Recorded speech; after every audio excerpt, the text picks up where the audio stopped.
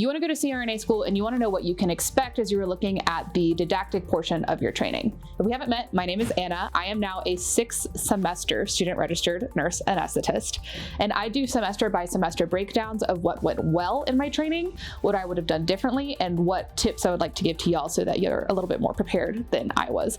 Make sure you go back and you check out the previous 4 videos of the semester breakdowns of CRNA school. This video is a recap of semester 5 of CRNA school. What I learned, what classes I took, what I would do differently, and how much I've taken out in student loans. Make sure you stay till the end of the video. That's when I'll talk about the student loan details, and comment below what you want me to talk about next time. As we're diving in, I just finished semester 5 of CRNA school. For me, I am in a front-loaded CRNA program, which means that I do my classroom learning before I hit the operating room. So I just finished 5 semesters of didactic. The first 2 semesters for me were online, where I was doing things like statistics, research, classes like that. And then I had 3 semesters of in-person didactic training. So that completed 5 semesters total of my didactic book learning portion of CRNA school. And now I'm getting ready to start 4 semesters of full-time clinical. For me, that looks like 4 4-month rotations. For other programs, it'll be different. The difference between an integrated program and a front-loaded program is that in an integrated program, you usually start clinicals earlier, usually at semester 2 or semester 3, versus in a front-loaded program, you do all of your book learning first, and then you hop into clinical. I am in a front-loaded program. This has worked out really well for me. I have enjoyed being in a front-loaded program because I think it helps that you can focus exclusively on your classes and on studying and study techniques, and you're not also in the operating room. However, on the flip side, there's some perks to being in an integrated program. You're just in the operating room sooner, and you're exposed to that operating room environment sooner, and you're just getting your hands in there sooner. Than you're also seeing what you're learning about in real time, versus I was just learning via textbooks and I wasn't seeing the clinical application. There's pros and cons to both formats. At the end of the day, everybody gets the same case numbers, you come out very well prepared, and everybody ends up graduating from CRNA schools very well prepared to enter clinical. And I would not refuse one admission offer over another because a program is integrated or front-loaded. All that being said, I was in a front-loaded program. I liked being in a front-loaded program, and we're going to talk about the classes that I took in semester 5 of didactic. Okay, so the classes that I took in semester 5 of CRNA school were research methods, which was an expansion of previous classes that we had taken on research. I think that would be helpful for clinical research and as we are working on our DNP project, which more on that to come. We took legal concerns. Legal concerns, I thought, was one of the more interesting classes because there were legal implications in relation to scope of practice, medical billing, billing models, QZ modifiers, TEFRA. All of this stuff I find super interesting, and I would encourage anybody who is starting CRNA school to make it a priority to try to attend the AANA conference in DC if at all possible. They do a really good job of teaching students how the process of lobbying goes. You will go to a seminar, you'll go to a few lectures, and then you will learn how to go through your talking points, and then you're going to meet with a congressional staffer to talk about the needs of the profession and increasing access to care, standardizing the practice at the VA, things like that. So I went to the AANA conference in DC and the annual conference in Seattle last year. I really can't recommend that experience enough if you are in anesthesia school. So I just try to prioritize that if at all possible. And I really enjoyed the legal concerns class as well. Next, I took Advanced Pharmacology 2. This was our 2nd semester of Advanced Pharmacology. I really enjoy pharm. I think it makes a lot of sense, and it's very linear and black and white, like you either know it or you don't. And then this is also where your experience as a critical care nurse is extremely helpful in at least knowing the broad applications of the majority of your medications that you're using. So I will say that for me, I'm really grateful that I had a cardiac background. I think it helped as I was in pharmacology and taking the Advanced Pharm 2 classes. Like we had, this semester, it was paralytics, vasopressors, inotropes, and all of that stuff I was at least a little bit familiar with. So it was really fun to dig deeper and then understand more of the ways that our medications worked. One class of drugs that I wasn't as familiar with was the local anesthetics, because I really didn't utilize them in the same way that you do in anesthesia. So it was really fun to learn about that class of medications. So I liked pharmacology. I thought pharmacology was great. I'll also say that working with Chrissy CRNA with Competent Care Academy, I believe helped a lot with the pharmacology and with the anesthesia principles content, because in my spare time, in my free time, I'm researching lectures for y'all, and it is out of the anesthesia textbook. So I think that has decreased the learning curve for me throughout the didactic portion of anesthesia school, because I'm pretty much always studying the content so that I can write lectures for you guys. And then we had Anesthesia Principles Simulation 2. This was a really cool class, and this is actually a new class that they added for us this year that the master's cohort did not have. Also, quick aside, for those of you who don't know, all CRNA programs are now doctorate. The last master's cohort graduated like last year. So none of the CRNA schools in the United States are master's programs anymore. So they added a second semester of anesthesia simulation. I will report back on whether that was helpful, because I haven't started in clinical yet, but I think it really was helpful to have that whole extra semester of simulation, where the first half of the semester, we were coming up with anesthesia care plans, and we had assignments of different patient varieties. So we had difficult airway patients, we had patients who had larger body habitus and we needed to ramp them, and like difficult airway and all of that stuff. And then we were also encouraged, as we did our care plan, they wanted a lot of regional anesthesia as well. So you would have like an RSI plus an adductor canal block for whatever case, or you would have a interscalene block plus, you know, a difficult airway. So we would go through and we would make up these care plans for the patient. Then we would go in and then we would film. For our anesthesia simulation, we had to do the whole case, or like simulate the whole case in the sim lab in one take on video. And we could practice that as many times as we wanted, but we had to do it all in one take. So the first half of the second semester of simulation lab was, we would go through and we would make an anesthesia care plan. We would run through the induction and any other regional techniques that we would need. And then we would do emergence with the patient and then drop them off at PACU and then simulate PACU handoff. So I'm hoping that just the repetition of practicing the induction sequence is going to be helpful as I start clinical. The second half of the semester with simulation, we did Simvana, which was actually really cool. I had the opportunity to meet Peter Stallo at AANA, and we've also worked with them a little bit with Confident Care Academy.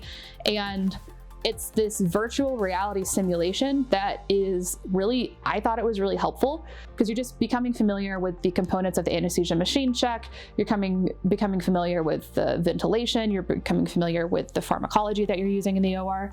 So it was really cool. This was the first year that my program has utilized simulation and the virtual reality. And if you guys go to AANA, you'll probably see Simvana there, and you can like play around with it in the VR. I'll see if I can like find a video of me like playing around or with Simvana. So the second half of simulation for the rest of the semester was the virtual reality simulation, and all of it together I think was really helpful. We also did a lot of scanning with regional, so we would scan each other and practice identifying the anatomy for nerve blocks. Of course, we're not sticking each other in sim lab, but I think even just the mechanics of becoming familiar with the ultrasound probe was really helpful. And if you are in the ICU currently and you know that you want to go to anesthesia school, I really can't recommend enough becoming familiar with ultrasound. Get IV ultrasound trained. It's only going to help you as you are looking to move over into the anesthesia world. The more you can get your hands on the ultrasound, the better. And that's something that I'm really excited for in clinical. I know that at my first rotation, I will likely get all of my regional numbers, which is like a huge opportunity in the first 6 months. So I'm stoked about that. And then that was AP Sim 2. The last class that I took was Anesthesia Principles 2. It's really the combination of pathophysiology, pharmacology, and anesthesia care plans. This was a semester where we went over OB, pediatrics, cardiac, laparoscopic surgeries. It was an endocrine and neuro, so it was a big semester. I know some programs break up that content into more segmented pieces, but for us, this was our second semester of anesthesia principles content. We'll dive into my grades, and then let's talk about the things that I wish I had done differently heading into the rest of the year. Okay, so for grades, research methods, I got an A, and legal concerns, I got an A, advanced pharmacology 2, A-, anesthesia principles 2, B, and anesthesia simulation 2, A. And then for my program, I don't know how it'll be in your programs, but for the pharmacology and for the anesthesia principles classes, the grades are based on exams alone. So you don't really have like a bunch of papers, you don't have filler assignments. It's really based on your performance on the exams alone. which does lead into test taking strategies. It'll lead into study techniques, which I'm going to talk about next in the next point, which is what I would do differently. Okay, so the very first thing that I would do differently is I would not get sick. In my program, we are not allowed to take exams on different days, pretty much no matter what. I had COVID, I was sick as a dog, I had like 102 fever, and I had to come in person and take the exam like, well, contagious and super sick. I had COVID brain, I could not think very clearly, and I got a C on that exam. And that's something that I'm still choosing to not beat myself up about, because you just have to do what you have to do. However, it was difficult to start off the semester from a position of needing to play catch up, because starting off with a C in the first anesthesia principles exam, grades, it was not great. It was kind of rough to start off on a bad foot, but also it required me to kind of step it up for the rest of the semester. So the first thing that I would do differently is not get sick the first week of the first exam, but that's kind of outside of my control, so it is what it is. The next thing that I would do differently is really invest early on in working on fixing negative self-talk, because negative self-talk doesn't help anyone, definitely doesn't help me. So instead of catastrophizing of like, oh, well, if I fail, I'm going to fail out of this, I'm going to fail out of the program, I'm going to da-da-da-da-da-da, that's really not constructive, and that is maybe not the best way to look at things about like, oh, this isn't very constructive. Maybe we should just be nice to ourselves for the sake of being nice to ourselves. But I did find that like that negative self-talk was limiting in my ability to even focus. So I had to do a lot of self-talk work and like watching the way that I would speak to myself. And before the exams, I finally ended up in a place of, instead of spiraling and being anxious about what I didn't know, I would say to myself kind of over and over again, you're a good test taker, you've prepared well, and I trust myself. I trust myself on this exam, and I also trust myself to figure out what I need to do after, even if I don't get the results that I want. So repeating that mantra of like, I trust myself, I'm a good exam taker, I prepared well, and then circling back to over and over again, I trust myself, I trust myself, I trust myself.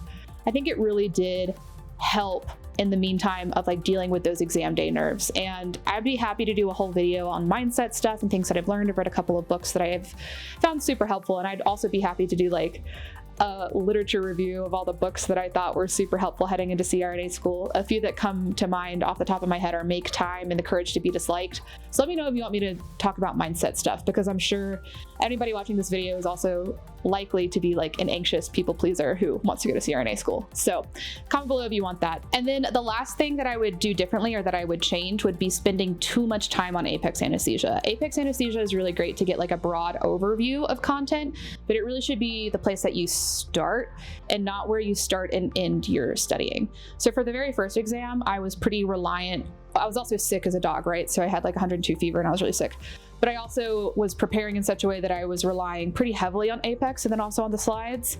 And the reality is that I just needed to dig much deeper to get the level of understanding that I needed to do well on the anesthesia principles exams. Okay, and now let's review the things that went well and things that I would recommend. So the very first thing I would recommend is having a really solid time management schedule.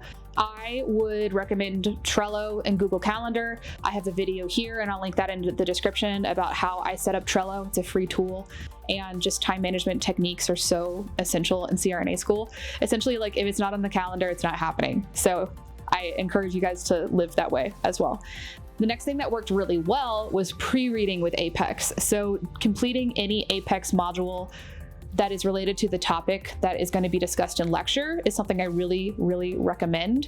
And most of your programs will purchase Apex Anesthesia as boards preparation towards the end of school, but I would make sure that you have it for all of your didactic training as well. Even chemistry and physics, there's a lot of really helpful anesthesia content on Apex. So pre-read with Apex, and then also pre-read the slides if possible before going into class. That pre-reading to get kind of just like a grasp on the knowledge and like a broad general overview is going to be super, super, super helpful. I also recommend recording the lecture. I use Notability and then taking notes throughout lecture itself. That way it's really nice. You can scrub back to when a professor was saying a specific point and then go from there. After the lecture, this is where it gets kind of intense, and this is where I made some changes in the last semester of didactic.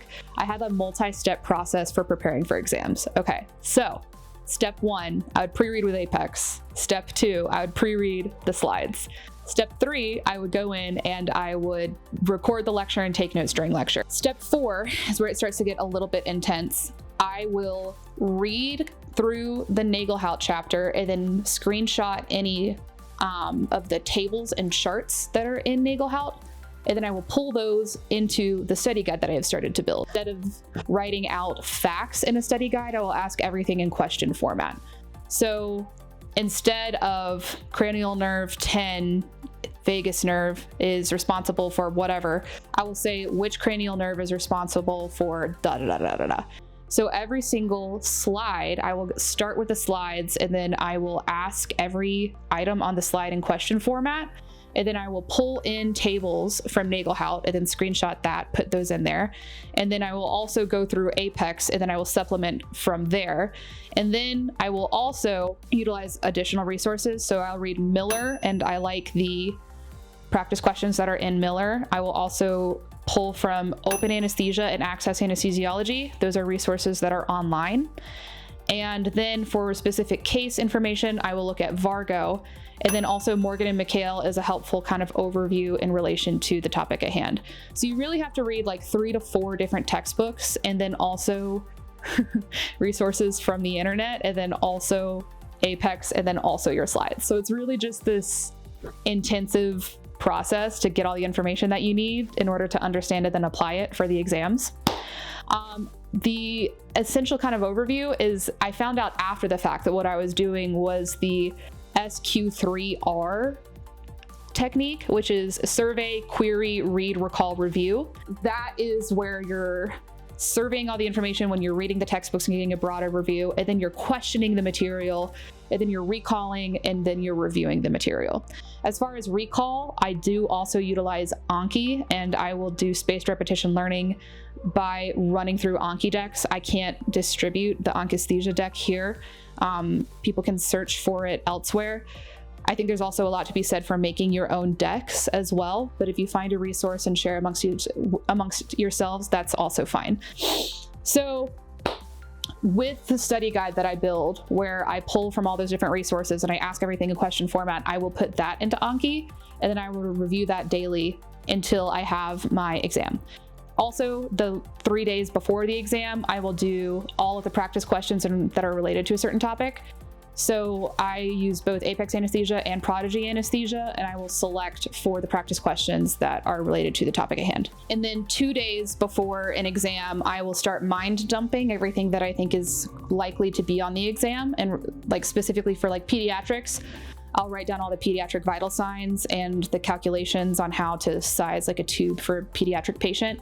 Anything that's like numbers based that I think is going to be on the exam. 2 days before, I will start mind dumping and then mind mapping all the concepts that are related to the topic at hand. And then the day before an exam, my friends and I will get together and we'll study group and we'll use teach back method to like fill in any knowledge gaps. And this is why it's really like CRNA school is a full-time job. You're studying like at least 40 hours a week. And this isn't a front-loaded program. A lot of students are taking these classes and they're in the OR like 20, 30 hours a week, while they're also taking a full-time load of didactic. So all that being said, comment below if you want a step-by-step of how I'll build the study guides. And once again, what works for me might not work for you, but I essentially use pretty much all of the materials that are out there. I read the textbooks, I read the slides, I do the Apex modules, I build a study guide myself, I use Anki, and I do all the related practice questions on both Prodigy and Apex. So like, anybody who says that CRNA school is not like a very intensive process, like it's not being completely transparent with you. You do have to work really hard for the knowledge, but then also it does build upon itself cumulatively, which is kind of nice. Like what you learned in semester 1, you're going to implement in semester 5. And you do slowly learn as you are going. So all of that together, I did make some changes in semester 5 of didactic, and I now am going into clinical, hopefully with a knowledge base that will be somewhat helpful, but we'll continue to monitor on that front. So as far as things that will help you and the things that I would change heading into CRNA school, definitely check out the Trello video here, and then definitely check out the science-based study tips. Chrissy, who's my business partner, we run an education company together. She's been a CRNA for 6 years. She was the clinical coordinator at Penn for a long time. And this podcast episode that we do, we go over 5 different research studies that indicate the most evidence-based ways to study, and definitely check out this podcast episode. That's science-based study tips. Also, check out the induction of anesthesia episode for people who are interested in like what to know as you're heading into clinical. I think that was a really good one. So, okay, Trello, science-based study tips, induction of general anesthesia, which now brings us to the last topic for the semester 5 recap, and that's my student loans. So let's talk about student loans. I think this is something that people feel a lot of guilt and shame about, and there is also a lot of questions about whether the investment in your education is worth it. The answer is absolutely. And I want to demystify that process and also like provide some financial transparency. Okay. So I had $38,000 of undergraduate student loans that I have not paid off. Those are added in. And I have taken out, as of just semester 5, $173,000 in student loans. I will continue to take out the maximum amount of student loans that I can throughout the rest of my training, and I should graduate with about $250,000 of student loans total. I'm taking out the maximum allowable student loans, and for those of you who want to know more about whether the cost-benefit analysis is worth it, check out this podcast episode. This is the Is CRNA School Worth It?, where we break down the cost-benefit analysis of CRNA School. We talk about going to the most expensive program in the country, and then we compare whether it's worth it in comparison to travel nursing rates. We really get into the nitty-gritty of the return on investment that you will achieve as a CRNA. So check out that podcast episode. It's the Is CRNA School Worth It? Comparing and contrasting anesthesia, student loans, travel nursing, all of that stuff is in that podcast episode below. But I've taken out $103,000 of student loans, and I will take out about another $75,000 while I am in school. And I am absolutely positive that that is an investment in my future that is one that is worth making. And I hope that by sharing parts of my journey, I can ease some of the fears and anxieties that I'm sure that you might be feeling about whether or not this is a journey that you can embark on and that you can succeed and you can thrive in. Every single day, I am so grateful to be where I am. I'm so grateful to be in CRNA school. I'm so grateful to have the opportunity to learn. It's hands down one of the best decisions that I've ever made. And taking out the loans is absolutely worth it. Please comment what you want me to talk about next time. I am rediscovering YouTube. I'm editing my own videos again. So I would love to share parts of this journey with you all. Please comment below what you want me to talk about next. And I will see you next time.